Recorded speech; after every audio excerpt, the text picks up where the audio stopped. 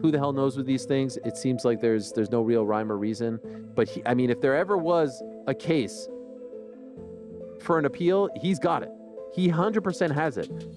He's also, unfortunately, probably been robbed of millions of dollars, because if he wins that fight, the rematch is even bigger. Now, to his point, there's a rematch. He understands why the New York State Athletic Commission did not want to overturn the results. Basically, they're saying that rounds 10, 11, and 12, they don't know how Gervonta Davis and even Lamont Roach would have adjusted to their, their fighting strategies and all that if a knockdown had been scored. Obviously, that changes the trajectory of the fight when you have... Tank stepped into the ring against Lamont Roach, expecting another night of dominance. Instead, he walked away with more controversy than victory. Since then, he's faced a wave of backlash, with fans arguing that he should have lost the fight. But it doesn't stop there, with legal issues piling up. We might see him stepping away from the sport sooner than expected. They upheld the draw, but they said the referee should have counted as a knockdown. So they said it was a knockdown, but they wasn't going to change the decision. But to be fair, this doesn't come as a surprise. Tank had already predicted that 2025 would be his final year in boxing. The difference is, right now, it might not be his choice. From the start of the fight, Tank's confidence was on full display, telling Roach outright, "You're not going to win," as if he had already decided the outcome. But when the fight went the full distance, it became clear that things hadn't played out the way he envisioned, and that's exactly what has brought all the heat to his corner. How they go off of Gervonta Davis taking a knee and then going midway, Steve Willis, doing the 4 count and then stops it. That was crazy. And then they allow it, and then they call it a draw, and then they say they try to overturn it, but they can't overturn it. It's already done. The gig is up. And then they keep it a draw, but they change the rules. If I'm a boxer, if I get dropped, I'm gonna tell the ref to stop. Yeah. Tank did it. Yeah. Hey, stop. No. Yeah, you gotta finish that count. Yeah. When Floyd got hurt, he hurt his hand, and one of his hands he touched. I don't even think he touched the kick canvas, but they started right away, giving him the 8 count, giving him a 10 count at least. He beat it. But this is my problem with today's sport of boxing, is that everyone's changing their sanctioning rules, and they make them, and they create them. But the judges ruled the fight a draw, and while Davis might have been content to leave it at that, Roach's team had other ideas. Almost immediately, Roach's camp pushed for the result to be overturned, arguing that their fighter had done more than enough to secure the win. However, after reviewing the case, the commission ultimately decided that the draw would stand. That ruling should have closed the book on the matter, but Roach's team wasn't ready to let it go. Instead, they shifted their focus to a different argument, one that could have serious consequences for Davis. Midway through the fight, Tank did something that had fans, analysts, and now the commission raising their eyebrows. After taking a knee, he called for a towel, essentially signaling for a timeout. But that's not how boxing works. The rules are clearly written and emphasized to fighters before every bout. Quick rinse, back in. Don't throw anything in the ring. If you need my attention for anything, go through the inspectors. Okay. Just another fight. Just another fight. No need to get too deep about it. All right, just another fight. All right, been here before, know it's all done. So I'll see you in the ring. There are no timeouts in boxing, no pauses for breathers. When a fighter takes a knee, it's up to the referee to make a count and determine if they can continue. And this is at the core of the legal heat coming at Tank. According to Lamont Roach's lawyers, Tank did something in the ring that shouldn't have happened and was never held accountable. To them, this just exposes how the sport favors top fighters. Their argument is that because Tank is a fan favorite, he's protected from harsh rulings to maintain his star power. In their eyes, he should face the consequences of his actions, even if it means revoking his boxing license. And that should have been an 8 count. The ref is a very professional ref. He's one of the best in the world, but he made a big mistake right there. He helped the star, and when you know who the star is and who you're protecting, you still have to be fair, man. You still have to be fair because Roach walked away with the draw, but he should have been champion right now. And even though they already promised him a rematch, they already told him, I'm pretty sure they already told him how much he's gonna make in the rematch. He's still not a champion right now, and he should. Sometimes fighters prefer being a world champion than getting the big purse, because being a world champion is something special to them. And even though Roach is already a world champion at 130, but moving up to being a two division champion, beating somebody like Tank is huge for him, for his career, for his family, for his trainer, for everybody. I think that should have been a. If there's anyone who has been adding fuel to this fire, it's Ryan Garcia. Never one to stay quiet on boxing controversies, Garcia has once again weighed in on the situation. During an appearance on the Ring Champs podcast with AK and Barack, he didn't hold back, criticizing Davis for his performance against Roach and questioning the legitimacy of the result. Tank did what he usually does of give away the rounds, and Lamont always had an answer for everything, Garcia said. Anytime Tank even had a little sense of trying to pick it up, Roach always came back. I felt like he boxed perfectly. For Diu, Garcia, the issue isn't just the scoring, it's the way Tank fought. He believes Tank lacked aggression and that Roach had figured him out, making it a fight that should have had a different outcome. Victory. When I'm not sharp here, anything can happen. Yo, Ryan, what do you think about the knockdown? The knockdown with Tank? That was a knockdown, without a doubt. You can't spin it no other way. It's too clear. And I think the commission needs to do something about it, because it can give me an incentive, anytime I'm not feeling good in a fight, take a knee. Well, they said and that's not a shot at Tank. I respect Tank, and I like Tank a lot. More importantly, Garcia called on the commission to take action over the knee incident. I thought Lamont won, Garcia continued. And I think the commission needs to do something about that knee, because if they don't, then all of us are going to think we can take a knee anytime we want. They got to do something about it. I mean, they did something about me, you got to do something about other people. Rules are rules, right? With the controversy growing, Lamont Roach Jr. also spoke out, though his approach was more measured.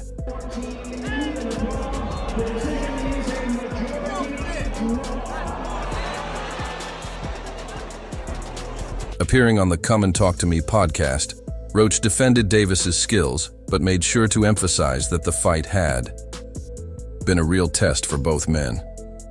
I definitely want people to know that he was on his A game that night, Roach said. Just because he didn't live up to expectations doesn't mean he fought a bad fight. People saying he's trash now and overrated, he's a good fighter.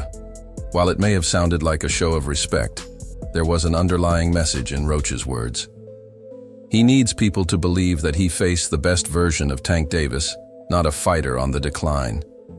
If the narrative shifts to Tank losing a step, it could take away from what Roach accomplished that night.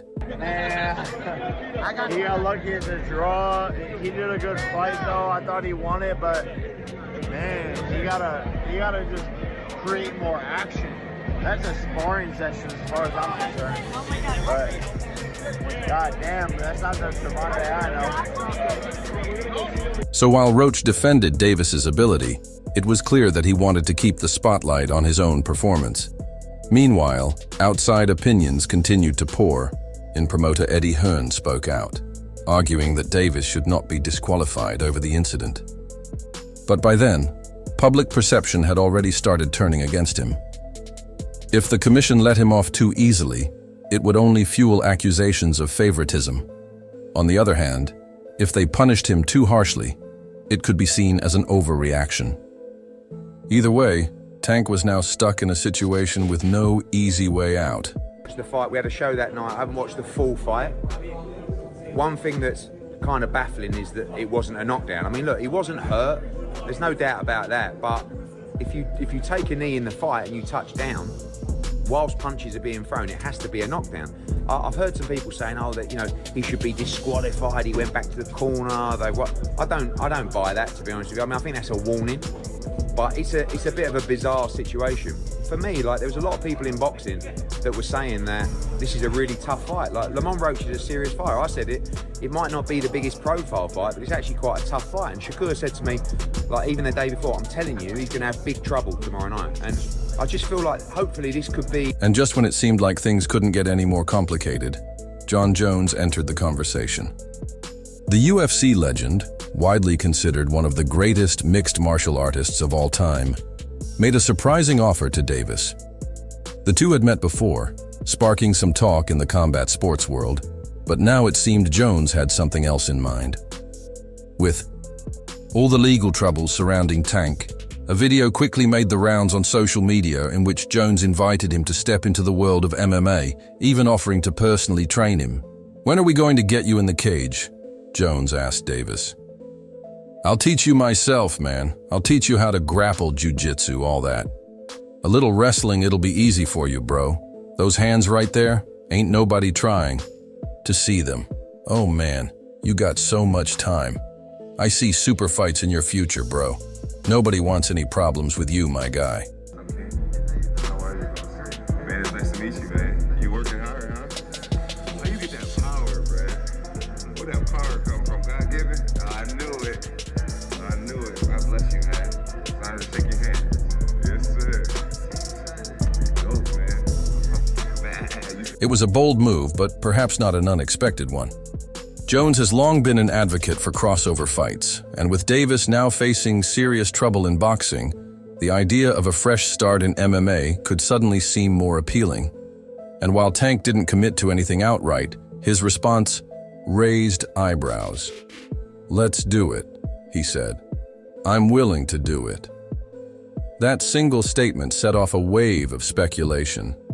If Davis truly considered stepping into MMA, it would be one of the biggest combat sports crossovers in recent memory.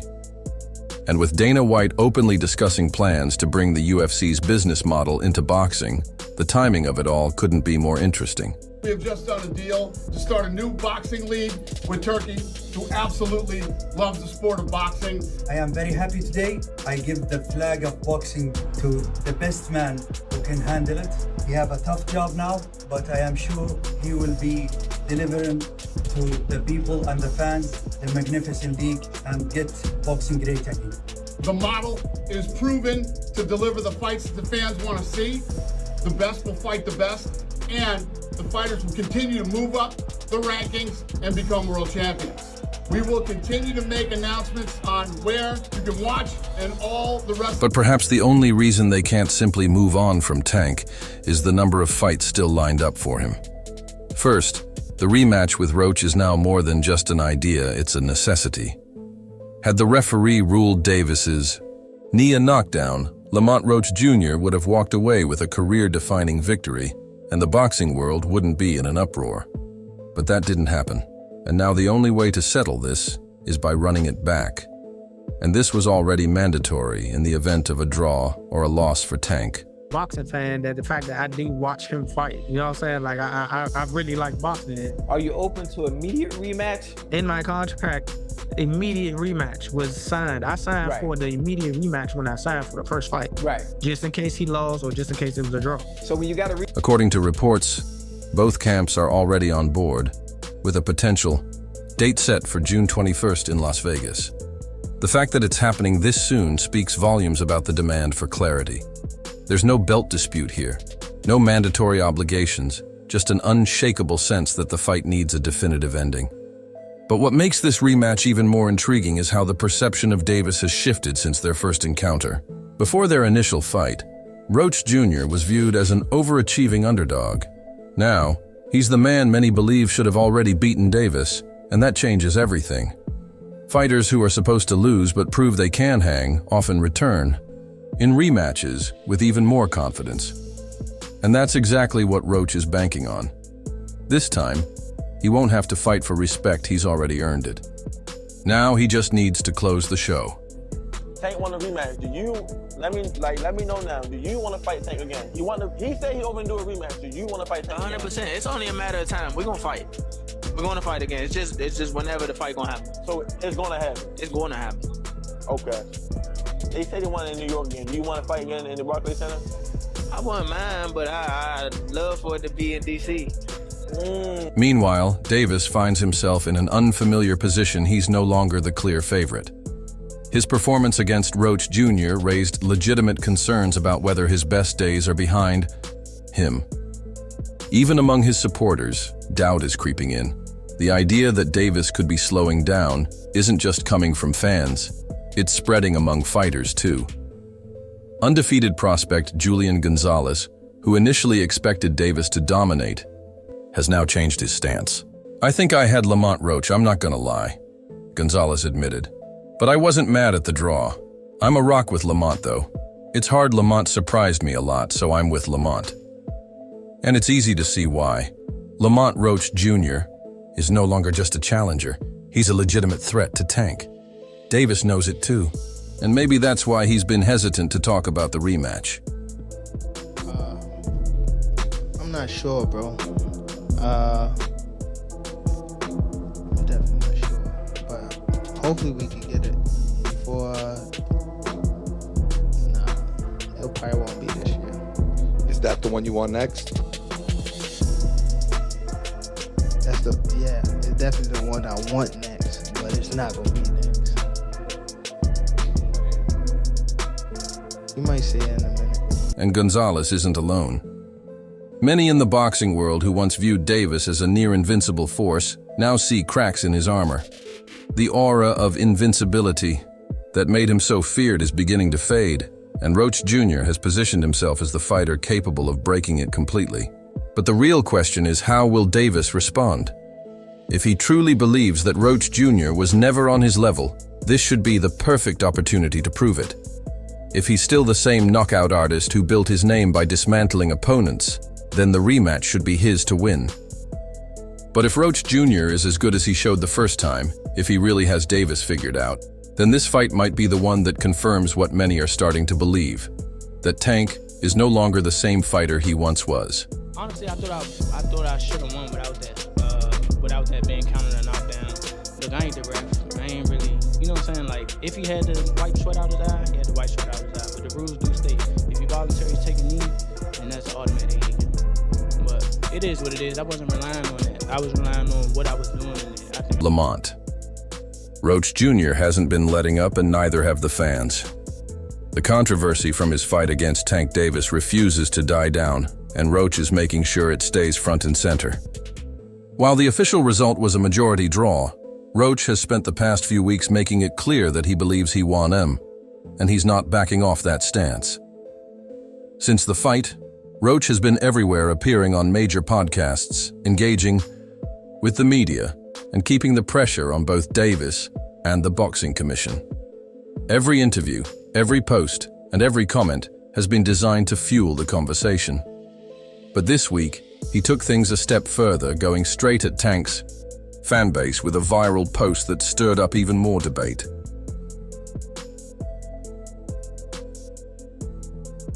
Within hours, the post had racked up over 215K views, and within 2 days, it had more than 425 comments, most of them from Davis supporters who weren't happy with Roach's confidence. It's classic fight promotion, and Roach knows exactly what he's doing. By calling out Tank's fans directly, he's ensuring that this narrative doesn't die down anytime soon. The more people argue about the decision, the more pressure builds for the rematch.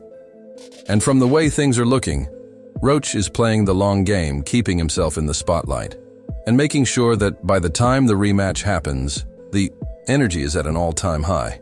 All the talk throughout the years, what you would do against somebody like Tank, your style versus his, was that not the blueprint? And can you not do 10x that? I'm not even going on, but look, I want some money tonight. That's all I'm happy for. I want money tonight. Shakur, tell us something, bro. Like, what did you think about the decision? Okay. We still got to see each other. You say you're going to fight me, so you're going to fight. But what do you think about the decision? I told Lamont won. You told Lamont won. Got you. I talked to you. Of course, Davis's fans weren't going to let that slide. They flooded the comments, some mocking Roach for crying over a draw, while others reminded him that, in their eyes, he didn't do enough to take the belt. But Roach clearly anticipated that response. This isn't just about defending his case, it's about stirring the pot, keeping his name in the headlines, and ensuring that when he steps into the ring with Davis again, people are watching for more than just the fight.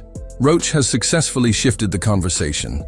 It's no longer just about whether the knee should have been a knockdown, or whether Tank did enough to secure a win. Now it's about whether Roach has the right to be this confident, whether he really exposed Tank, and whether the rematch will finally provide the answers that fans on both sides are looking for. But if Roach is being honest, He's already shaken up the sport, and that's why his life is already changing. Personally. Nas, you got anything else from Lamont? Yo, last question. I just want to know, how has your life changed since the fight, man? You know, obviously we follow each other on social media. I seen your followers went up, all of the other stuff kind of going up. How has things changed for you since the fight has happened? Bruh, literally overnight, it changed. Like, I ain't gonna lie, I got to walk around with security. Like, you know what I'm saying? Like, I walk around with my peoples. Like, it's crazy. I can't do the same stuff that I used to do. Like, I can't go to the grocery store. I can't go nowhere, bro. Like, I can't do nothing. And it's crazy. Like, it's just crazy because Shakur Stevenson has been lurking in the background while the controversy surrounding Gervonta Davis and Lamont Roach Jr. continues to unfold. With all eyes on Tank's future, whether it be a rematch, a suspension, or something else entirely, Stevenson is inching closer to being part of the conversation. And if things keep heading in this direction, we might finally see him share the day. Ring with Davis. For a long time, a Stevenson vs. Davis fight has been one of the most talked about potential matchups in boxing. Stevenson, known for his defensive genius and ability to control fights with precision, has long been considered a serious threat to Davis's aggressive, knockout-heavy style. But according to veteran trainer Abel Sanchez, Stevenson needs to adjust his approach if he wants to beat either Davis or Roach. Who you looking to fight next after this fight? Like, Tank over, win, lose, draw, whatever. Who you want next? Look, if y'all don't know, even after I beat Tank, I'm gonna go back down to 130 and handle some smoke that I got down there at 130. All the champions, I got smoke with all the champions. I wanted to unify at least one belt at 130. So whoever the champion is, whoever the champions are, hopefully I can just line them up and then take them out. It's good fights. The champions are Lomachenko, Shakur, and another guy from Ukraine, but Denis Baranchik or something like that. Okay. I thought you and Shakur was really. I think people in the comments are actually wanting that fight, aren't they? Yeah, I'm pretty sure. I mean, that'd be a good fight. Yeah, it'd be a great fight. Yeah, they can fight. Shakur can boogie for sure. The same goes for Roach, who proved against Davis that he's not afraid to stand in the fire and push the pace. His performance against Tank showed that he's more than capable of pressing an elite opponent and forcing them to fight his kind of fight. If Stevenson wants to handle either of them, he might need to step out of his comfort zone. That's exactly what Sanchez is getting at when he says Shakur has to be a little more forceful. I think to deal with these guys, he has to change it up. I don't think his approach can stay the way it is now and still be able to deal with a Lamont or a Gervonta. If Tank won't fight the rematch, what happens with him and Shakur? How do you see that fight Stevenson has a reputation as being the best defender in the division. He is a feared fighter because of that particular quality. If I'm Tank Davis and I'm coming off a disappointment in terms of my offensive output, I'm not going straight to the best defender in the division. I'm looking for some other fight, and I think the logical fight for him is a rematch with Lamont Roach. Let's see it again. Let's see if Roach can go ahead and capitalize on what he showed here tonight, which is he was a much better fighter at 135 pounds than most of us expected him to be. Okay, who do you lean towards in Gervonta versus Shakur if that does happen? Who are you favoring? Based on what I saw tonight. But if Stevenson does make those adjustments, the fight becomes even more intriguing. Unlike Roach, Stevenson wouldn't need to take the fight to Davis in the same way. He has the reach, reflexes, and ring IQ to neutralize Davis's explosiveness if he's willing to step up his activity and make sure he's not just edging rounds, but clearly winning them. What's going through your mind when you heard the decision? Nobody like a draw, you know, from a guy that get knockouts and things like that, but it's cool. I feel like if we fight again, I could do more, and I should have did more. I was lost in I lost track in the rounds. As things stand, Stevenson has his next fight lined up, but the conversation is shifting. The Roach-Davis rematch is a possibility, but if Tank gets suspended or if negotiations fall apart, Stevenson could be next in line. And if that happens, he'll have a chance to prove whether his style can truly shut down Davis or if he'll need to take more risks to claim the biggest win of his career.